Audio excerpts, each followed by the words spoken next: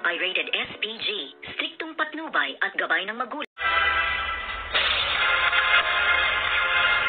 Good afternoon and welcome sa aking munting channel. At dito nga itong si David ay nahuli ng kasamahang mga pulis nitong si Rigor na meron silang ginagawang kalokohan sa loob nga ng kotse, kung kaya't pinababa sila ng pulis dahil sabi nga dito ay pwede ka namin kasuhan ng skandal, public scandal, sabi nga dito ng isang pulis. At sabi naman dito nitong si David ay huwag nyo pong ipaparating kay tatay at ako na po ang bahala sa inyo, marami akong pera, kung kaya't binigyan niya ng pera. At sabi naman ng isang pulis dito kay Tanggol ay maaari naman naming kuhanin ang iyong pera at pwede ka pa rin naming isumbong kay Rigor.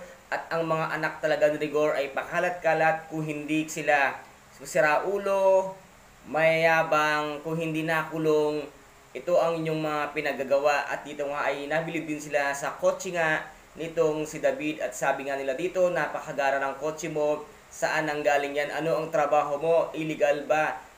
Ang sagot naman dito ni David ay hiram lamang niya sa kanyang kaibigan at gusto niya ipagyabang dahil nga meron siyang kasamang chicks.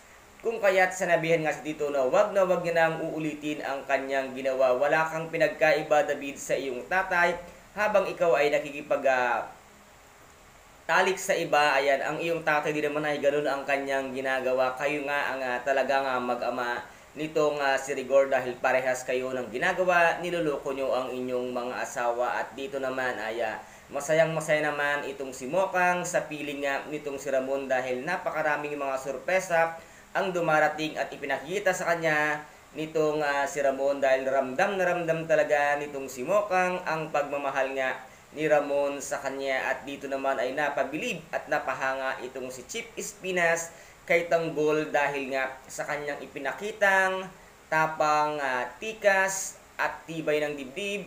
Kung kaya't sabi nga dito ni Chief Espinas ay siya na ang tatapos ng trabahong palpak nitong si Bong. Kung kaya't nilabas nila ng Bartolina itong si Tanggol para siya ang yumari dito kay Congressman Sibilya na siyang ipinag-utos ng isang taong kausap nga itong si Chief Espinas na nagbayad nga ng 30 million pesos para lang kitilin ang buhay ni Congressman Sibilya. Kung kaya't ito ang unang magiging trabaho ni Tanggol, ang kitilin ang buhay ni Congressman Sibilya. Kaya't ngayong gabi ay atin pong pakaabangan ang unang paglabas ni Tanggol sa loob ng bilibid na siya ang tatapos nga kay Congressman Sibilya. And guys, kung nagustuhan po ninyo ang aking video for today, paki-subscribe na lamang po ng aking channel, paki-like and share din po para maging update kayo sa lahat ng gagawin kong video. Maraming salamat po. Ingat, God bless and bye-bye!